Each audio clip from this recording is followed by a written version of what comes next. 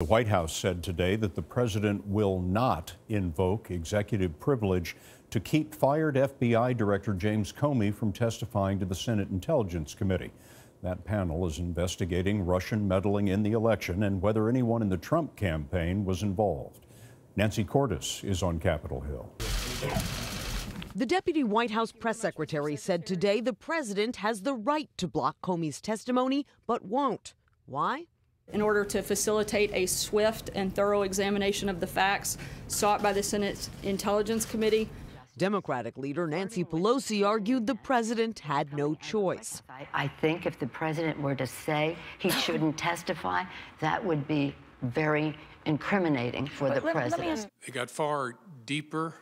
Democrats and Republicans want to know more about the memos Comey kept, outlining the president's alleged request that he drop his investigation into fired National Security Advisor Michael Flynn. The tone, the exact words that were spoken, and the context are so important. On Face the Nation, Intelligence Committee members Susan Collins and Mark Warner described the questions they'll have for Comey on Thursday. I want to know what kind of pressure, appropriate, inappropriate, how many conversations he had with the president about this topic. Committee Chair Richard Burr does not expect the FBI will hand over Comey's memo before the Thursday hearing, but oh, I think eventually nothing in Washington stays locked up forever.